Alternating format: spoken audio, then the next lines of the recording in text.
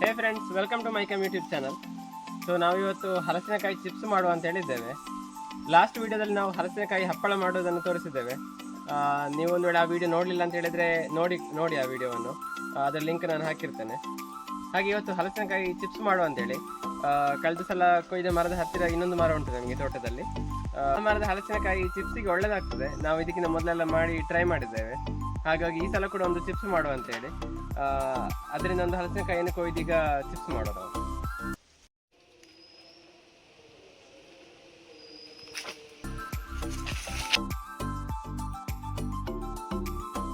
ಬೆಳೆದಾಗ ಉಂಟಿದು. ಇದರೊಟ್ಟಿಗೆ 2 ಸಣ್ಣ ಸಿಗುತ್ತೆ, ಅದನ್ನು ಬೇರೆ ಎಂತಕ್ಕಾದ್ರೂ ಆಗ್ಬೋದು, ಪಲ್ಯ ಮಾಡಲಿಲ್ಲ ಅಂತಾದ್ರು. ಇದು ಸ್ವಲ್ಪ ಸಣ್ಣ ಹಲಸಿನಕಾಯಿ. ಇದು ಒಟ್ಟು 3 ಹಲಸಿನಕಾಯಿ ಬಿದ್ದದ್ದು. 3 ತಗೊಂಡಿದ್ದೇವೆ ಈಗ.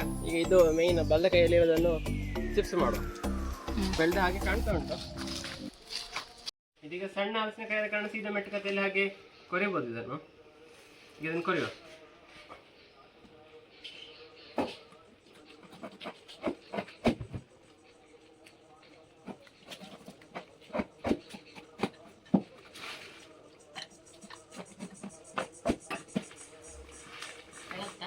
ಬೆಳೆದಿಲ್ಲ ಬೆಳೆದಾಳೆ.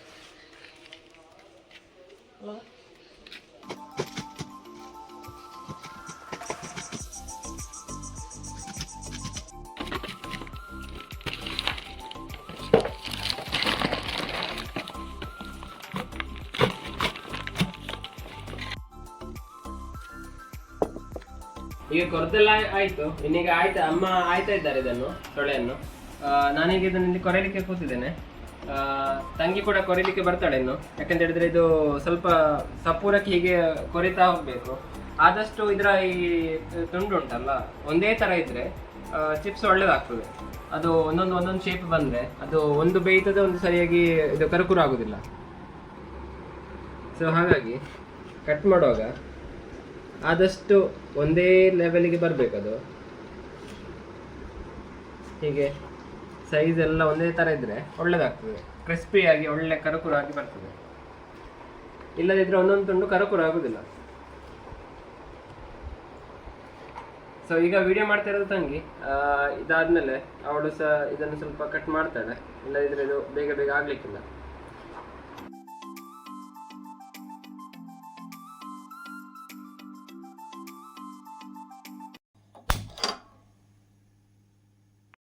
ಇದೀಗ ಅಷ್ಟು ಸೊಳೆಯನ್ನು ನಾವು ಕೊಚ್ಚೆಲ್ಲ ಆಯ್ತು. ಈಗ ಇನ್ನೀಗ ಇದನ್ನ ಎಣ್ಣೆಯಲ್ಲಿ ಹುರಿಯುದು.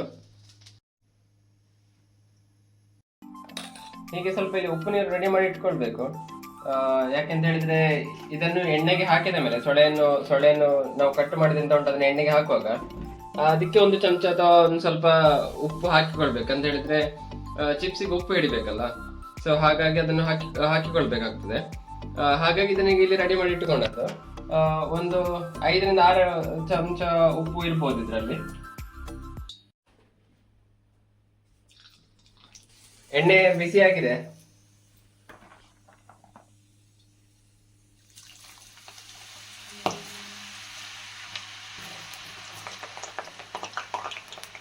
ಈಗ ಪಾತ್ರೆ ತಗೊಳ್ಳುವಾಗ ಸ್ವಲ್ಪ ದೊಡ್ಡ ಪಾತ್ರೆ ತಗೊಳ್ಬೇಕು, ಅಥವಾ ಅದರಲ್ಲಿ ಎಣ್ಣೆ ಸ್ವಲ್ಪ ಕಮ್ಮಿ ಇಡ್ಬೇಕು. ಇದಕ್ಕಿಂತ ಜಾಸ್ತಿ ಎಣ್ಣೆ ಇದ್ರೆ ಅದು ಚೆಲ್ಲುವ ಸಾಧ್ಯತೆ ಉಂಟು.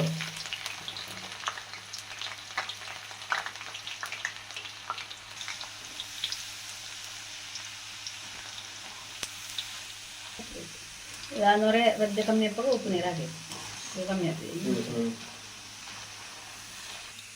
ಇನ್ನೀಗ ನಾವಾಗ ಮಾಡಿಟ್ಟಂತ ಉಪ್ಪು ನೀರನ್ನು ಈಗ ಹಾಕಿಕೊಳ್ಳೋದು. ಒಂದು ಚಮಚದಷ್ಟು ಸಾಕಾಗ್ತದೆ.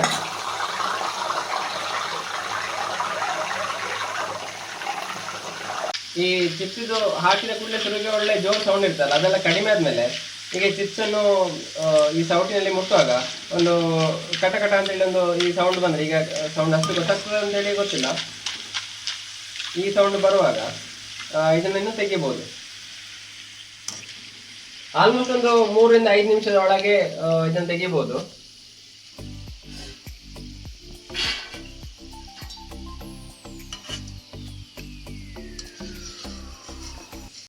ಇದರ ಕಲರು ಒಂದು ಸ್ವಲ್ಪ ಹೀಗೆ ಚೇಂಜ್ ಆಗ್ತದೆ, ಒಂದು ಲೈಟ್ ಗೋಲ್ಡನ್ ಕಲರ್ನಾಗೆ ಬರ್ತದೆ.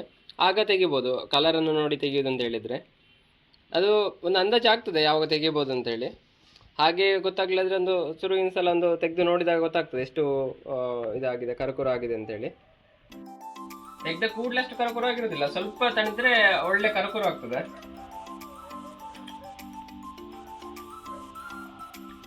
ಒಳ್ಳೆದಾಗಿದೆ ಚಿಪ್ಸು.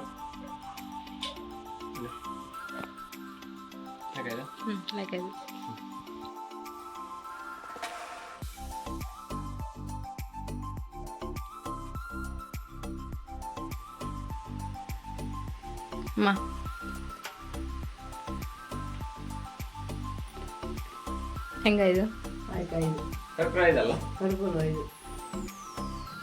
ಇದು ಚಿಪ್ಸ್ ಬರೀ ಸಾಲ್ಟೆಡ್ ಮಾತ್ರ ಅಲ್ಲ, ಸ್ಪೈಸಿ ಬೇಕಂತ ಹೇಳಿದ್ರೆ ಎಣ್ಣೆಯಿಂದ ತೆಗೆದ ಕೂಡಲೇ ಸ್ವಲ್ಪ ಹೀಗೆ ಮೆಣಸಿನ ಹುಡಿಯನ್ನು ತಗೊಂಡು ಇದರಲ್ಲಿ ಹೀಗೆ ಒಂದು ಪಾತ್ರೆಯಲ್ಲಿ ಚಿಪ್ಸನ್ನು ಹಾಕಿಕೊಂಡು ಅದಕ್ಕೆ ಒಂದು ಸ್ವಲ್ಪ ಹೀಗೆ ಸ್ಪ್ರಿಂಕಲ್ ಮಾಡಿ ಮತ್ತು ಅದನ್ನು ಹೀಗೆ ಮಿಕ್ಸ್ ಮಾಡಿದರೆ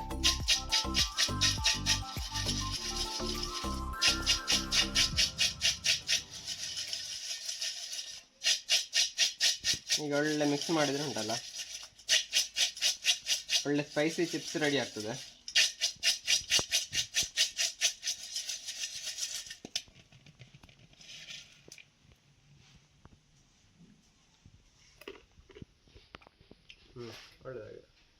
ಇದಿಷ್ಟು ಹಲಸಿನಕಾಯಿ ಚಿಪ್ಸಿನ ಒಂದು ವಿಡಿಯೋ.